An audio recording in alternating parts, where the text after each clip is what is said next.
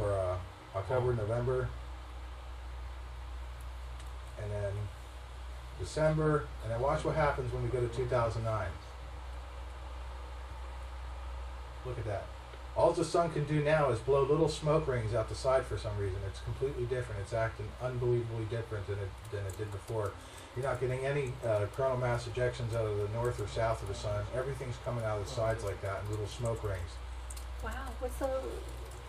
You're going into the explanation? It's like there's some kind of pull. Like I said, pressure. I can't get into my own personal opinion about things, but what I can do is just show you what I found. And you guys have to put it together on your own. You know, it's there's a lot of information here. So basically, the sun has dramatically changed in the course of a couple of years. The reason why I started at 2003 is because that's when the NEAT comet went by.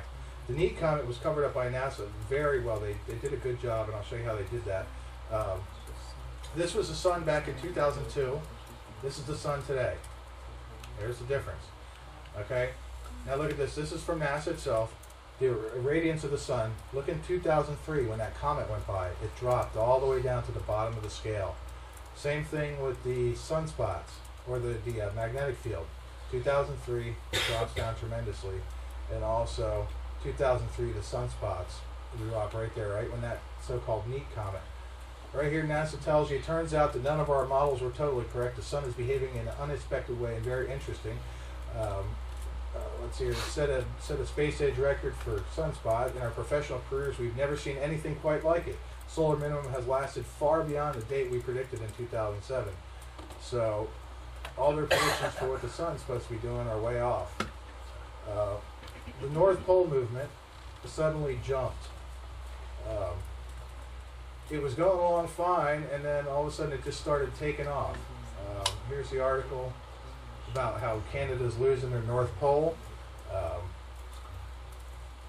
And also the South Pole has slowed down. The South Pole is moving along at a good clip, and now it's slowed down tremendously. So you've got the two different poles doing different things. This is interesting here. This is right on National Geographic. Earth's core magnetic field changing fast. What is so surprising is the rapid, almost sudden changes take place in the Earth's magnetic field. The findings suggest similarly quick changes simultaneously occurring in the liquid metal core 1,900 miles below the surface. So you've got rapid changes in the Earth's core. Let's see here. The Chandler wobble is basically the wobble of the Earth. They don't really know what causes it, but there was this anomaly in 2006 that they haven't been able to explain. It took me forever to verify that this was a real graph from the Observatoire de Paris, but yeah, this is actually a real graph. They're the ones that monitor pole movement, and there's a major anomaly that's unexplained in there. The cosmic arrays in 2009 increased 19%. That's right from NASA's their graph. They were expecting the cosmic rays to be here, but yet they're up here. Okay, so because of the magnetic field is going down so high, 2009 cosmic ray intensity has increased 19% beyond anything we've seen in the past 50 years. We're experiencing the deepest solar minimum in nearly a century. So something's going on with the sun. Natural disasters up 400%, which Oxfam is blaming on global warming, which I call bullcrap. And also, it's no freak air falling was a normal pattern. The number of people affected by extreme natural disasters has surged by almost 70%, with flooding up sixfold. Okay, and then they try and tell you the number of geothermal events like earthquakes and volcanoes has barely changed. No, that's wrong. They have changed. I'm not going to really include earthquake data in here because of the fact that there's been a lot of question of the USGS and what information they're putting out. I've seen a lot of different things happen, so I don't want to.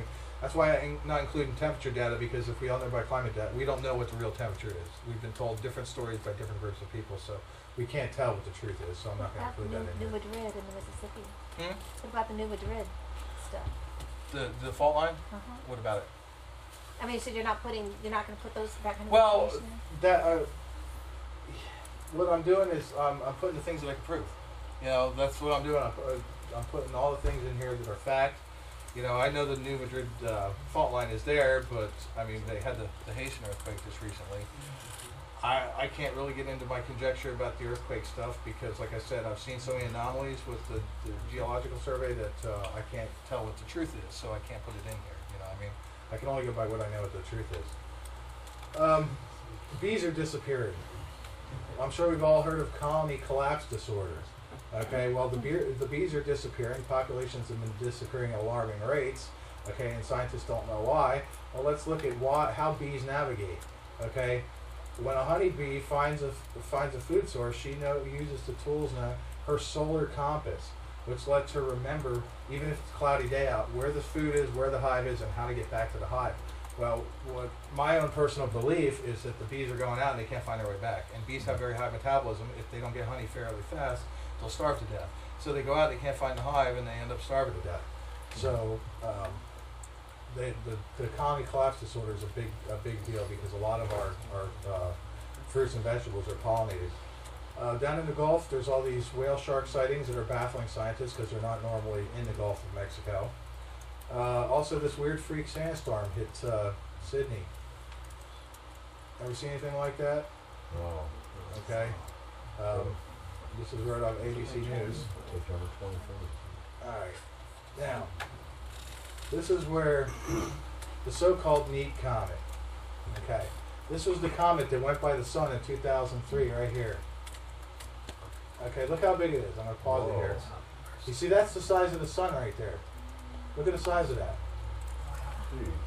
Okay, that thing went by the sun, and NASA said, oh, don't worry about it, don't worry about it. Everything's cool, everything's fine, don't worry about it.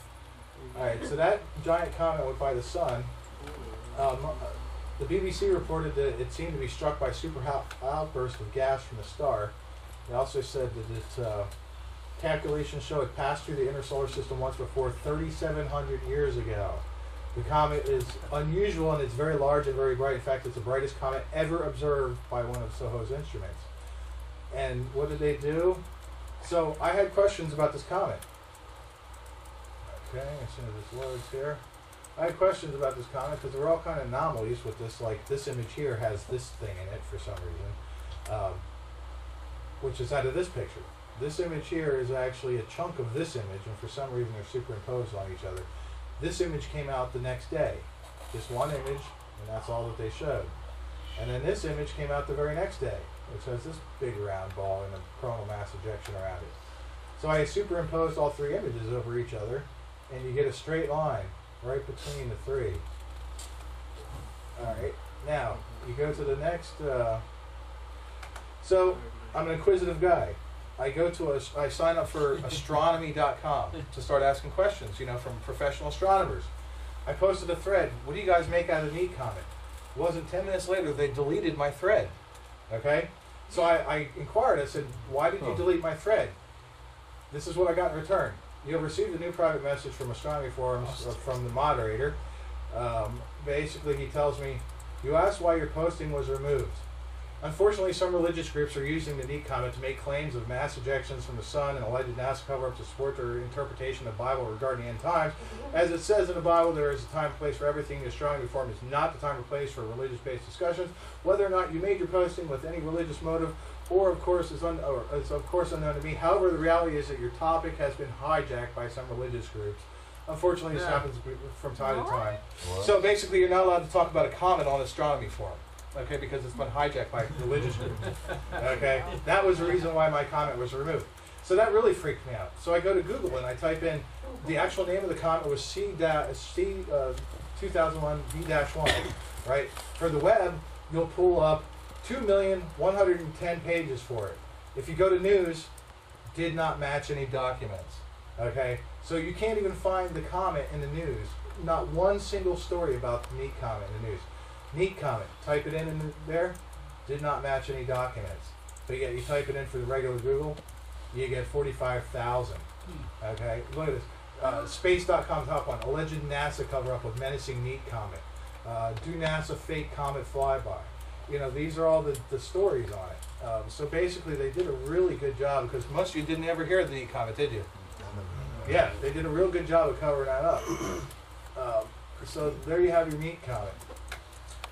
Let's see here. I'm going to skip this protostars. But remember I told you to remember Orion. Okay. Well, so I go onto Google. Google has a program called Google Earth, where you can look at the Earth or you can look at space.